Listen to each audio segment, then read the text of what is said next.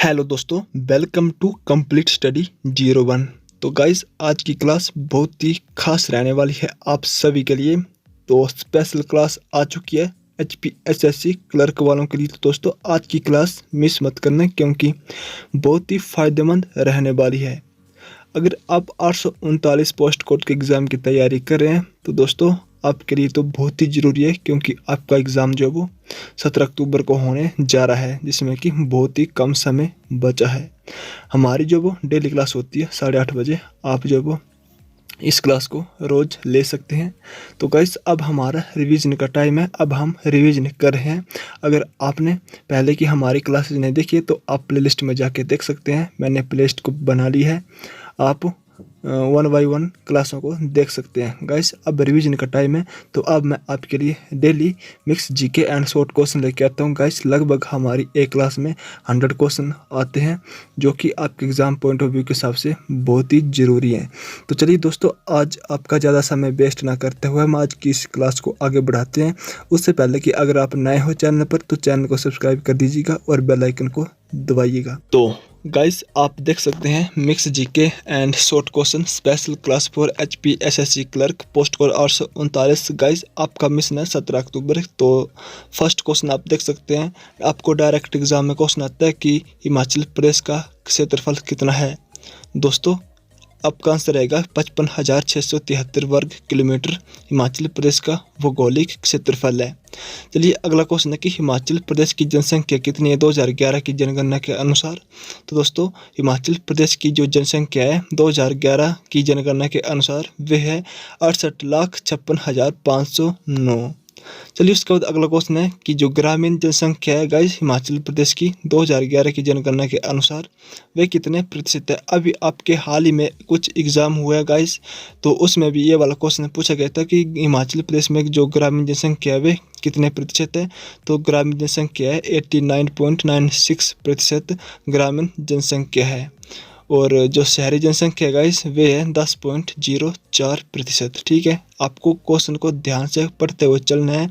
अगर आपको कोई क्वेश्चन नहीं आता हो तो आप प्लीज़ इसे ज़रूर नोट कर लीजिएगा। अगर आप नोट नहीं करना चाहते हैं तो गाइस, आपको इस क्लास का PDF मिल जाएगा फ्री ऑफ कॉस्ट। कहाँ पे मिलेगा आपको वीडियो के अंत में बता दिया जाएगा, तो वीडियो पर अंत तक बने रहिएगा।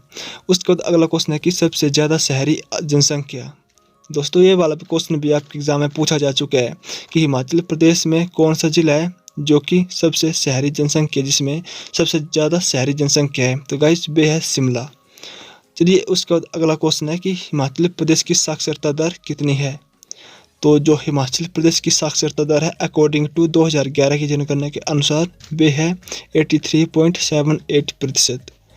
और पुरुषों की आ जाए तो गाइस, पुरुषों की हो जाएगी 90.93% एंड महिलाओं की हो जाएगी 76.60%। आपको डायरेक्ट अलग अलग भी क्वेश्चन आते हैं, पुरुषों के भी पूछ सकते हैं और महिलाओं के भी पूछ सकते हैं, या फिर इकट्ठा भी पूछ सकते हैं। तो आप जब वो ज़रूर नोट कर लीजिएगा, ध्यान से पढ़िएगा। अगला क्वेश्चन है कि जनसंख्या घनत्व, हिमाचल प्रदेश का जनसंख्या घनत्व कितना है। दोस्तों, 123 व्यक्ति प्रति वर्ग किलोमीटर। काफ़ी इंपॉर्टेंट क्वेश्चन है, बार बार आपके एग्जाम में पूछा जा चुका है।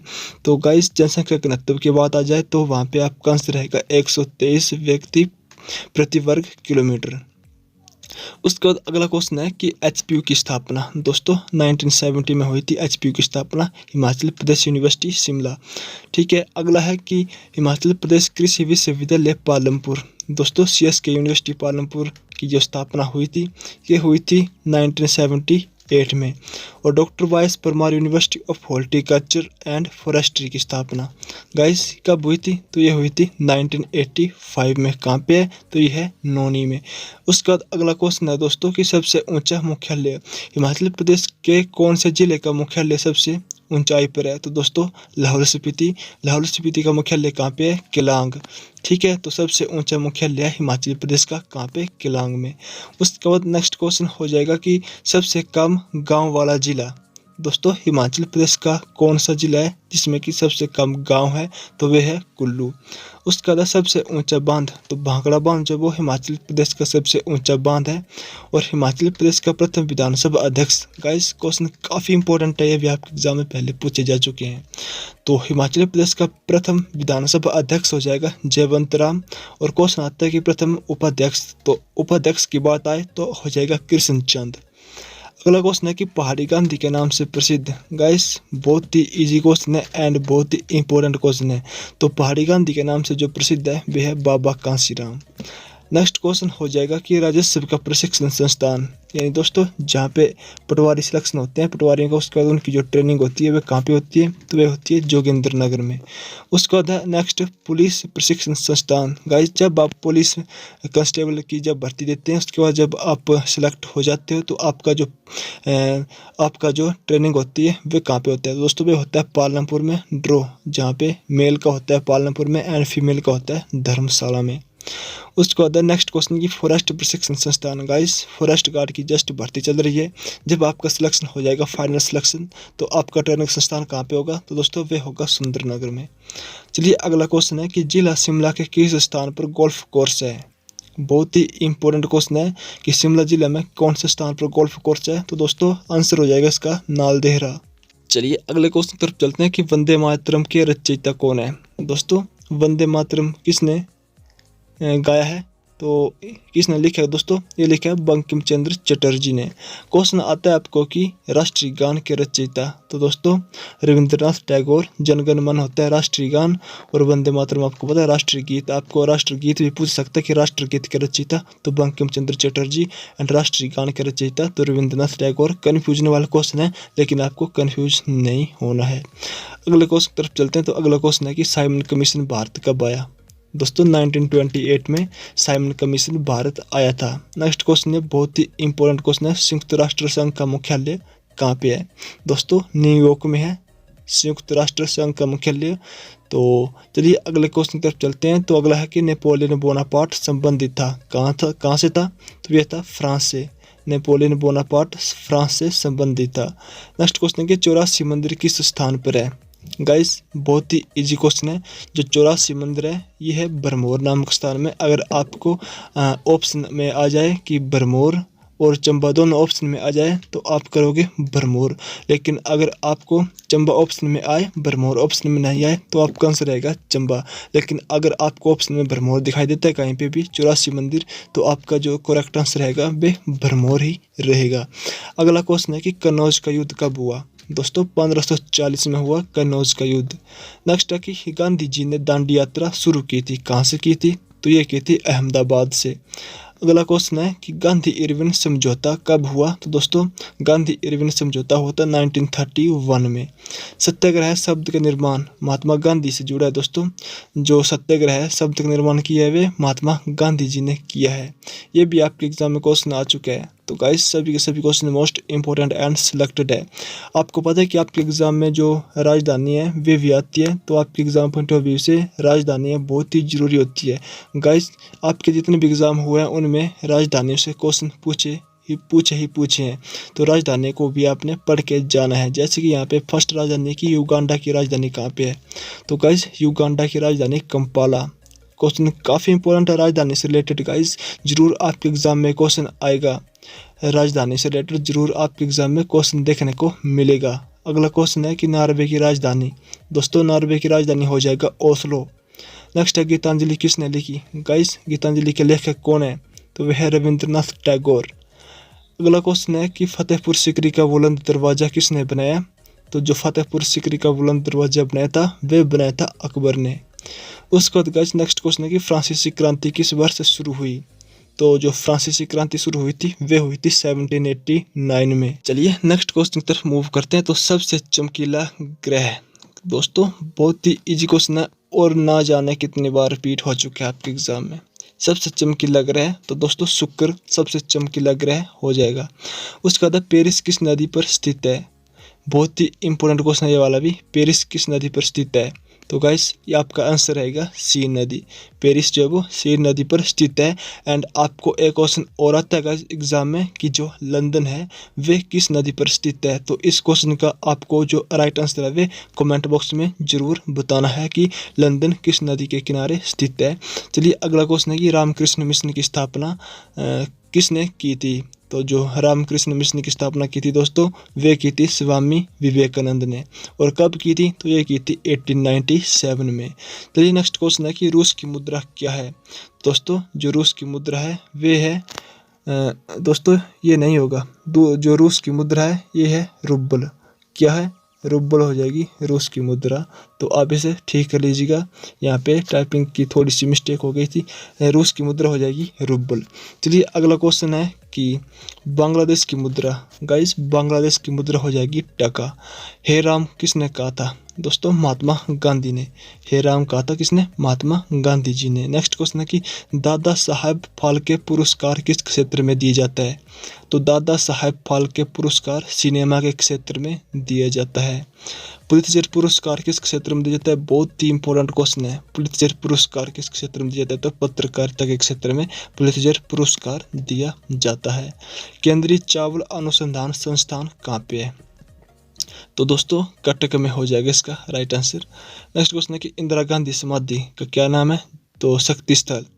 आपको एग्जाम में क्वेश्चन आता है कि शक्ति स्थल जो वो किस समाधि का स्थल है, किस समाधि का स्थान है। तो दोस्तों आंसर आएगा इंदिरा गांधी। अगला क्वेश्चन है कि गोवा भारत का राज्य बना था। गाइस अभी हाल ही में आपके एग्जाम उसमें भी वाला क्वेश्चन पूछा गया था कि गोवा भारत का कौन सा राज्य बना। तो गोवा बना था भारत का 25वां राज्य। और भारत कौन सा राज्य बना था दोस्तों, तो भारत बना था 18वां राज्य। अगला क्वेश्चन है कि आर्य लोग भारत में कहाँ से आए थे। क्वेश्चन जो काफ़ी इम्पोर्टेंट है। तो जो आर्य लोग आए थे वे मध्य एशिया से आए थे। नेक्स्ट है कि कथकली। गाइस कन्फ्यूजन वाला क्वेश्चन है, तो आप यहाँ पे अपने कन्फ्यूजन को क्लियर कर लीजिएगा। कथकली नृत्य कहाँ का है, तो केरल का है। एंड कथक कहाँ का है, कथक है उत्तर भारत का। जब आपके जो कथक में ली जुड़ जाएगा तो मतलब कि केरल का हो जाएगा, ठीक है। जब डायरेक्ट कथक आएगा तो यानी कि उत्तर भारत का हो जाएगा। तो आप इनको ध्यान में रख लीजिएगा। अगला क्वेश्चन है कि पंडित रवि कुमार शर्मा का संबंध किससे है, तो संतूर से हो जाएगा। नेक्स्ट है कि हर्षचरित के लेखक। दोस्तों हर्षचरित किसने लिखी थी, ये लिखी थी बाण भट्ट ने। नेक्स्ट क्वेश्चन है कि राज तिरंगिनी के लेखक कौन है, तो जो राज तिरंगिनी के लेखक हो जाएंगे वे हो जाएंगे कलहन। अगला क्वेश्चन है कि एलोरा और अजंता की गुफाएं कहाँ पे है। तो एलोरा, चाहे आपको एग्जाम में एलोरा आ जाए या फिर अजंता जाए, दोनों का आंसर महाराष्ट्र ही होगा। नेक्स्ट क्वेश्चन है कि राष्ट्रीय ध्वज में चौड़ाई और लंबाई का अनुपात। तो दोस्तों 2:3 आपका आंसर हो जाएगा। लेकिन आपको जो वो 2:3 को ध्यान में रखना होगा, क्योंकि यहाँ पे चौड़ाई और लंबाई पूछा है, ठीक है। तो चौड़ाई और लंबाई हो जाएगी 2:3। लेकिन जब आपको लंबाई और चौड़ाई पूछेंगे तो आपका उल्टा हो जाएगा। जैसे कि लंबाई हो जाएगी आपकी 3:3 चौड़ाई हो जाएगी 2। जब चौड़ाई एंड लंबाई पूछेगा तो 2:3। तो आपको अनुपात के ऊपर अपना ध्यान जो है वो जरूर देना है। अगला क्वेश्चन है कि स्वराज पार्टी, ठीक है। स्वराज पार्टी की स्थापना किसने की थी। आपको एग्जाम में क्वेश्चन आता है कि स्वराज पार्टी की स्थापना किसने की थी। तो दोस्तों स्वराज पार्टी की स्थापना की थी चित्तरंजन दास और मोतीलाल नेहरू ने। तो इसका गठन कब हुआ था, तो इसका गठन हुआ था 1 जनवरी 1923 को। चलिए अगला क्वेश्चन है कि ब्लैक फॉरेस्ट पर्वतमाला कहाँ पे है। दोस्तों काले वन कहाँ पे पाए जाते हैं, बहुत ही इंपॉर्टेंट क्वेश्चन है, आप एग्जाम में बार बार पूछा जा चुका है। तो जो ब्लैक फॉरेस्ट पर्वतमाला है वे जर्मनी में है और काले वन भी जर्मनी में ही पाए जाते हैं। नेक्स्ट क्वेश्चन है कि भारत का missile man APJ Abdul Kalam और भारत की मिसाइल महिला टेसी थॉमस। दोनों क्वेश्चन काफ़ी इंपॉर्टेंट है। अगला क्वेश्चन है कि जल में घुलनशील विटामिन। गाइस सबसे ज़्यादा जो बच्चे कन्फ्यूजन होते हैं वो यहाँ पे होते हैं, वो उनको पता नहीं चल पाता कि जल में घुलनशील विटामिन कौन सी है एंड वसा में घुलनशील विटामिन कौन सी है। तो आप जो इनको नोट कर लीजिएगा, उंगली पर रट लीजिएगा, क्योंकि जो जल में घुलनशील विटामिन है दोस्तों वे बी और सी है, और जो वसा में घुलनशील विटामिन है वे ए, डी, ई और के है। आपको सिर्फ और सिर्फ बी और सी याद रखने की ज़रूरत है, आपको ए, डी, ई, के जो वो ऑटोमेटिकली याद हो जाएंगे। तो दोस्तों जल में घुलनशील बी और सी इनको रख लीजिएगा, और बाकी जो बचे वो वसा में घुलनशील हो गए, तो आप बी और सी को याद रखिएगा, बाकी जो बचते हैं ए, डी, ई के वो वसा में घुलनशील हो जाएंगे। ठीक है, तो दोनों क्वेश्चन को ध्यान से देख लीजिएगा। चलिए अगला क्वेश्चन है कि मसूड़ों से खून किस विटामिन की कमी से आता है, तो विटामिन सी आपका राइट आंसर हो जाएगा। स्नायु क्या है दोस्तों, स्नायु है हड्डी से हड्डियों को जोड़ता है, क्या स्नायु। अगला क्वेश्चन है कि ओम का नियम का सूत्र क्या है, ये वाला भी क्वेश्चन काफ़ी इंपॉर्टेंट है। ओम के नियम का सूत्र है V=IR। नेक्स्ट क्वेश्चन है कि गतिज ऊर्जा का सूत्र, दोस्तों गतिज ऊर्जा का सूत्र हो जाएगा 1/2 mv²। उसके बाद है कि प्लासी का युद्ध किस नदी के किनारे हुआ था, तो जो प्लासी का युद्ध होता वह गंगा नदी के किनारे होता। एंड आपको कमेंट बॉक्स में बताना है कि प्लासी का युद्ध कब हुआ था, कौन से सन में हुआ था। चलिए अगला क्वेश्चन है कि सबसे कठोर पदार्थ, ये भी कन्फ्यूजन वाला क्वेश्चन है गाइस, काफ़ी लोग इन दोनों क्वेश्चन में कन्फ्यूज होते हैं, तो आप देख लीजिएगा। सबसे कठोर पदार्थ जब आपको एग्जाम में आए कि सबसे कठोर पदार्थ कौन सा है, तो पदार्थ की बात आए तो हो जाएगा हीरा, और जब धातु की बात आए तो हो जाएगा प्लेटिनियम। सबसे कठोर धातु प्लेटिनियम एंड सबसे कठोर पदार्थ हीरा। अगला क्वेश्चन है कि कास्टिक सोडा का रासायनिक सूत्र, तो दोस्तों NaOH हो जाएगा कास्टिक सोडा का रासायनिक सूत्र। और खाने का सोडा, तो दोस्तों खाने का सोडा का रासायनिक सूत्र हो जाएगा NaHCO3।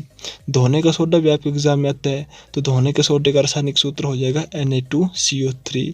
तो इन तीनों सूत्रों को आप जो वो रट लीजिएगा, काफ़ी इंपॉर्टेंट है। ये दो तो बहुत ही इंपॉर्टेंट है 69 एंड 70 वाले, तो आप जो वो सभी के सभी क्वेश्चन को जरूर नोट करिएगा। अगला क्वेश्चन है कि सोने का रासायनिक प्रतीक क्या है। गाइस ये वाला क्वेश्चन भी बहुत ही इंपॉर्टेंट है, और सोना और चांदी दोनों क्वेश्चन आपको एग्जाम में गाइस पूछे जा चुके हैं पहले। तो अगर आपको सोने का रासायनिक प्रतीक आए तो आपका आंसर हो जाएगा AU, एंड चांदी का रासायनिक प्रतीक आए तो आपका आंसर हो जाएगा AG। तो चलिए अगले क्वेश्चन की तरफ चलते हैं। तो अगला क्वेश्चन है कि छोटी चेचक जो वो किसके कारण होती है, तो विषाणु के कारण होती है। अगला क्वेश्चन है कि विकास का सिद्धांत किसने दिया, तो विकास का सिद्धांत डार्विन ने दिया था। डार्विन यहाँ पे करेक्ट आंसर हो जाएगा। दिशा बताने वाला यंत्र, तो दोस्तों कंपास, जो दिशा बताता है वे यंत्र को बोलते हैं हम कंपास। नेक्स्ट क्वेश्चन है कि पोलियो दवाई का आविष्कार किसने किया। गाइस क्या रहेगा इसका आंसर, जॉन्स साल्क। बहुत ही इंपॉर्टेंट क्वेश्चन है, पोलियो दवाई का आविष्कार किसने किया था, तो यह किया था जॉन्स साल्क ने। माइकोलॉजी में किसका अध्ययन किया जाता है, तो दोस्तों शैवाल का अध्ययन। नेक्स्ट क्वेश्चन है कि दांत मुख्य बने होते हैं। एक और वाला क्वेश्चन भी बहुत ही इंपॉर्टेंट क्वेश्चन है, दांत मुख्य बने होते हैं, तो किससे बने होते हैं, तो ये बने होते हैं डेंटाइन से। अगला क्वेश्चन हो जाएगा कैंसर का अध्ययन क्या कहलाता है, तो ऑर्गेनोलॉजी। कैंसर का अध्ययन ऑर्गेनोलॉजी कहलाता है। न्यूटन के पहले नियम को क्या कहते हैं, तो दोस्तों न्यूटन के पहले नियम को जड़त्व का नियम कहते हैं। नेक्स्ट क्वेश्चन है कि शिमला संधि कब हुई थी, तो 1972 में शिमला संधि हुई थी। एंड आपको एग्जाम में क्वेश्चन आता है कि शिमला संधि जब हुई थी 1972 में, उस समय भारत का प्रधानमंत्री कौन था, तो दोस्तों भारत का प्रधानमंत्री था श्रीमती इंदिरा गांधी। नेक्स्ट क्वेश्चन है कि बुद्ध का जन्म कहाँ हुआ था, तो दोस्तों लुम्बिनी में हुआ था बुद्ध का जन्म। नेक्स्ट क्वेश्चन है कि महावीर का जन्म कहाँ हुआ था, दोस्तों महावीर का जन्म होता है वैशाली। जब आपको बुद्ध का जन्म आए तो लुम्बिनी, एंड महावीर का जन्म आए तो वैशाली। भारत का पहला परमाणु परीक्षण कब हुआ था, 18 मई 1974 को हुआ था राजस्थान के पोखरण में। भारत का पहला परमाणु परीक्षण, ठीक है, जरूर इस क्वेश्चन को पढ़ लीजिएगा। भारत का पहला परमाणु परीक्षण 18 मई 1974 को, और कहाँ पे, तो राजस्थान पोखरण में। अगला क्वेश्चन है कि अर्जुन पुरस्कार कब शुरू हुए, तो 1961 को अर्जुन पुरस्कार जब शुरू हुए थे।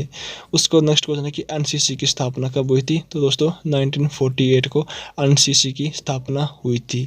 उसके बाद अगला क्वेश्चन है कि भारत का पहला कृत्रिम उपग्रह, तो आर्यभट्ट। दोस्तों भारत का पहला कृत्रिम उपग्रह कौन सा है, तो आर्यभट्ट। आदि ग्रंथ पुस्तक संबंधित है, किससे संबंधित है, आदि ग्रंथ पुस्तक जो है वो, तो वे संबंधित है सिख से, सिख धर्म से, ठीक है। अगला क्वेश्चन है कि मुस्लिम लीग की स्थापना कब हुई, तो दोस्तों मुस्लिम लीग की स्थापना हुई थी 1906 में, 1906 में। और कहाँ पे हुई थी, आपको क्वेश्चन आता है कि मुस्लिम लीग की स्थापना कहाँ पे हुई थी, तो ये हुई थी ढाका में।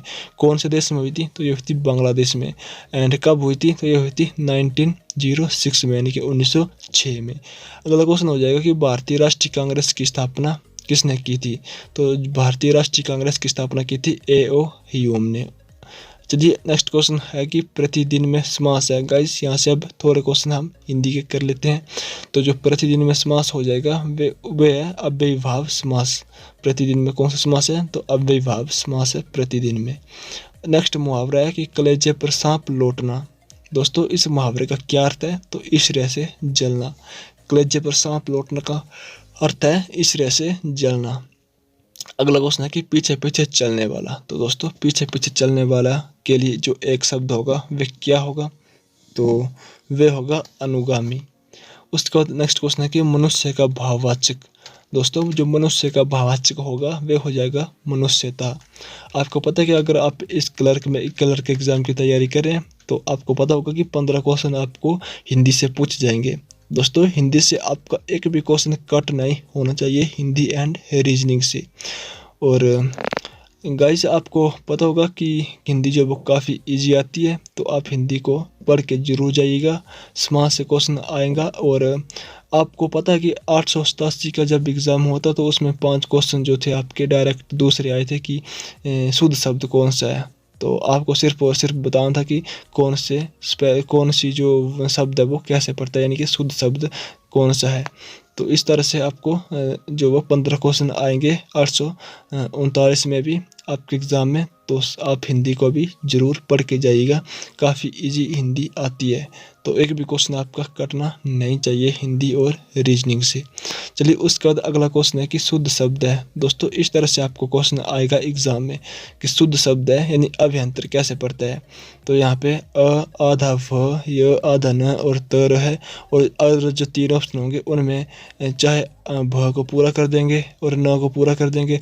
इस तरह से आपको करेक्ट जो स्पेलिंग होती है, करेक्ट जो शब्द होता है उसे छांटना होता है। तो अभ्यंतर इस तरह से पढ़ते हैं, तो शुद्ध शब्द हमारा अभ्यंतर ये वाला हो जाएगा। उसके बाद गाइस नेक्स्ट अब ईडियम्स है हमारे थोड़े से हिंदी के, हम यहाँ पे क्वेश्चन डिस्कस कर लेते हैं। तो ईडियम है ब्राउन स्टडी। तो ब्राउन स्टडी का जो ईडियम होगा वे हो जाएगा deep in tough. Next question हो जाएगा कि कंगारू कोर्ट। दोस्तों कंगारू कोर्ट के लिए जो ईडियम है वे हो जाएगा अनऑफिशियल कोर्ट। बहुत ही इंपॉर्टेंट है गाइस, जरूर पढ़ के जाइएगा। उसके बाद नेक्स्ट क्वेश्चन है कि सिनोनिम्स। एडजेक्ट का सिनोनिम्स क्या हो जाएगा, तो दोस्तों एडजेक्ट का सिनोनिम्स हो जाएगा वर्थलेस। उसके बाद क्वेश्चन नंबर 99 नादिर। तो नादिर का जो सिनोनिम्स होगा वे होगा लोएस्ट पॉइंट। चलिए दोस्तों अगला क्वेश्चन हो जाएगा कि एंटोनिम्स। यहाँ पे विलोम शब्द है इरेवोकेबल का। तो इरेवोकेबल का जो विलोम शब्द हो जाएगा दोस्तों, यानी कि एंटोनिम्स हो जाएगा ऑपोजिट मीनिंग, वे हो जाएगा ट्रांजिशनल। तो हम यहाँ पे गाइस हम 100 क्वेश्चन कंप्लीट कर चुके हैं। तो यह थी हमारी super fast class. I hope कि आपको क्लास पसंद आई होगी। दोस्तों स्पेशल क्लास थी HPSSC क्लर्क वालों के लिए। अगर आप इस क्लास का PDF चाहिए आपको, तो आपको हमारे टेलीग्राम ग्रुप में मिल जाएगा। गाइस हमारे टेलीग्राम ग्रुप का नेम है कंप्लीट स्टडी 01। आप टेलीग्राम में जाके इस नेम को सर्च करिएगा एंड इसे ज्वाइन कर लीजिएगा। आपको इसके ऊपर जो PDF है वे मिल जाएगी। एंड PDF कब मिलेगी, तो आप यहाँ पे देख सकते हैं PDF मिलने का टाइम है 9:30 बजे। आपको इस क्लास की PDF जो है 9:30 बजे हमारे टेलीग्राम ग्रुप में मिल जाएगी एंड आप वहाँ से इजीली डाउनलोड कर सकते हैं। तो दोस्तों अगर आपको हमारी ये वाली क्लास पसंद आई है तो प्लीज़ इसे लाइक कर दीजिएगा और अपने दोस्तों के साथ भी शेयर कर दीजिएगा। एंड अगर आप चैनल पर पहली बार विजिट की है और अभी तक भी आपने हमारा यूट्यूब चैनल सब्सक्राइब नहीं किया है, तो प्लीज़ चैनल को सब्सक्राइब कर दीजिएगा और बेल आइकन को जरूर दबाइएगा, ताकि आपके मोबाइल फ़ोन पर भी हमारी डेली क्लासों का नोटिफिकेशन टाइम टू टाइम पहुंचता रहे। तो चलिए फिर मिलते हैं आपको नेक्स्ट किसी इंपॉर्टेंट अपडेट के साथ, या फिर नेक्स्ट 8:30 बजे वाली डेली क्लास के साथ। तब तक जय हिंद, जय भारत, वंदे मातरम।